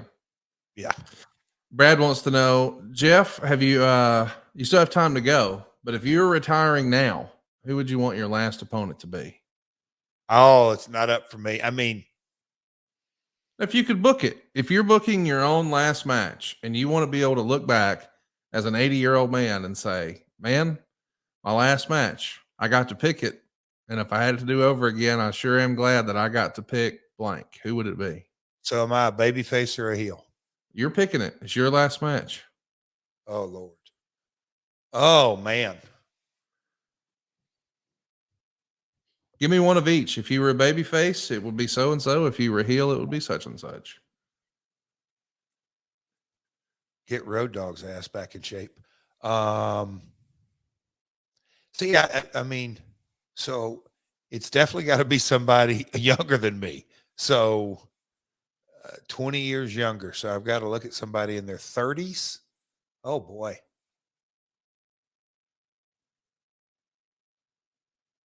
MJF. All right. So you'd be the baby face in that one. Now, if you're going to be the heel, who would be your baby face to beat up on in your last match? Oh, so beat up on a baby face. Like to drag Bryan Danielson's ass out to the ring and just beat the shit out of him and then let him tap me out. I'll drag him out. That'd be fun. Danielson and MJF are your answers? I think. Yeah, those are good answers. Yeah. Here's another one. This is an interesting one. Charlie wants to know, what's the maddest you've been because of something wrestling related? Like the most frustrated, the most angry. If you think about when you really blew your stack and you were at the height of pissed. Well, BS days in TNA, that's about every 4 weeks, 3 weeks, but no. Oh boy, oh boy, oh boy, oh boy, oh boy. So I want to make sure wrestling related. Yep. Maddest you've ever been for something wrestling related. Yeah. What's the proudest? Okay. What's the wrestling? Yeah. The Dixie BS, the power play. I knew it was bad for business. I saw immediately I knew this is headed for a disaster. I was pissed. Ben Jones wants to know, did you ever cross paths with Andre the Giant? At a no. I mean, as a little kid that I don't remember, I don't think that counts. I mean, you know what's funny is Megan does remember meeting Andre as a little kid. He came over for dinner once, and she remembers being a little kid and him taking his ring off and her being able to put like, okay, yeah, yes, yeah. I don't have any, and there's so many wrestlers that I don't recall. It's amazing. Yeah. Last one. Carl Hayes wants to know, is there someone behind the curtain you get along with amazingly? However, once in the ring, it just never clicked. Not necessarily anyone's fault, just the styles didn't match and the chemistry wasn't there for whatever reason. No, I mean, for the most part, Conrad, that's something that I've if I can't click with a guy, I've always kind of put that on myself. It was taught to me. Don't blame others. You know, I've tried to pretty much click with any and everybody. And I tried to pride myself hoping to have the ability with any type wrestler, no matter what style they work, no matter what. So not clicking with somebody, nobody comes off the top of my head. That's a good question, though. If I had more time to think about it, I could probably go back to my early Memphis days, maybe pull something on Cage Match. I don't know, but I don't know. Nobody comes to mind. Well, there's going to be a lot coming to your mind next week. We're going to be talking about Victory Road 2004. It was 20 years ago on November 7th, right from the Impact Zone, when TNA ran their very first 3-hour monthly pay-per-view. We'll discuss the transition over from weekly pay-per-views to monthly pay-per-views, and you're going to be in the main event with Jeff Hardy in a ladder match for the NWA title. America's Most Wanted will be in there with Triple X against or in the elimination last team standing match. We got Petey Williams defending the TNA X Division title against AJ Styles.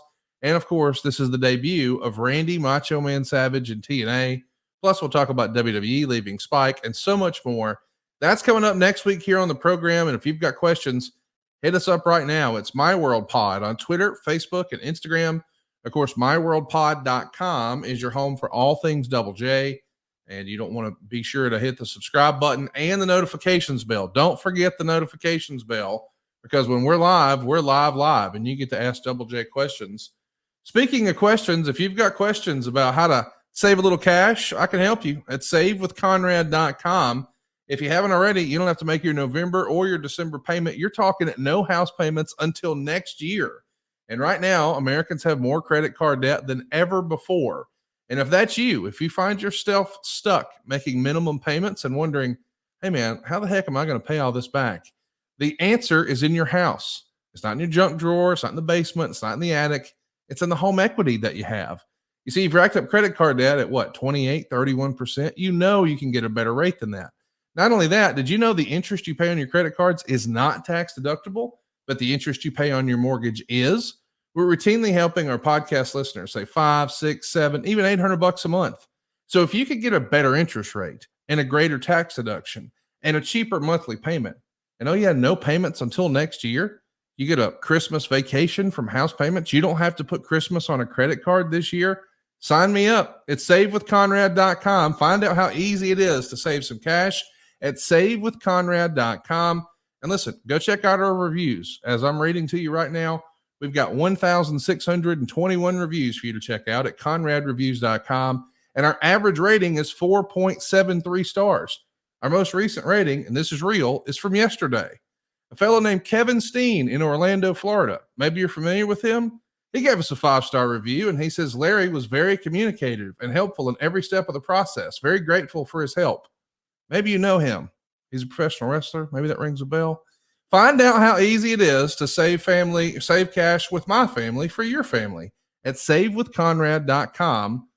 And we're going to hook you up, save you some cash. Jeff, this was great, man. I had a great time hooking up with you today and doing a little Q&A.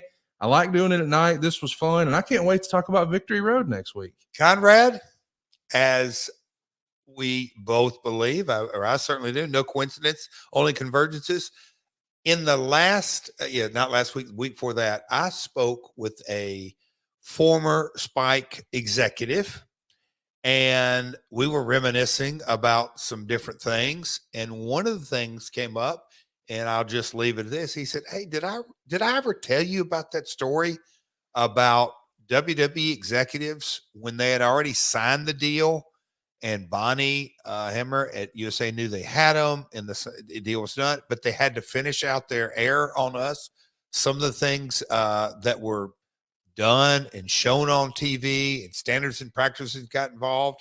Conrad, we may want to at least kind of look at some highlights of the Raw that might have been risque, and we'll kind of tie it together because that's during that time frame, correct? You just said we're going to look at WWE leaving Spike. Is that what you said? Yep. Oh, there's your cliffhanger. You especially will enjoy this one story. I'll just leave it at that. I can't wait. We're going to be doing it live next week right here. Make plans to join us Sunday night at adfreeshows.com. Be a part of our live studio audience. And in the meantime, tell your friends, hit the subscribe button and let them know about your favorite podcast. It's my world. Hey, it's Conrad Thompson here to tell you a little more about what adfreeshows.com is all about. Get early, ad-free access to more than a dozen of your favorite wrestling podcasts every single week, starting at just $9. That's less than 20 cents an episode each month. And yes, you can listen to them all directly through Apple Podcasts or your regular podcast apps. How easy is that? Ad-free shows also has thousands of hours worth of bonus content and docuseries like Title Chase, Eric Fires Back, Conversations with Conrad, and The Insiders. Plus new series like The Book with David Crockett, Monday Mailbags with Mike Chioda and Nick Patrick, and a whole lot more. And you want to talk about early? You can't get any earlier than listening to the shows live. You can be a part of the live studio audience as we record the podcast. Plus ride shotgun alongside your favorite childhood heroes for live watch-alongs, Q&As, and other interactive experiences every single month. Come on now, see for yourself what thousands of other wrestling fans from around the world have discovered, that adfreeshows.com is the best value in wrestling. Check it out today, and hey, when you do, the first week is completely free. adfreeshows.com.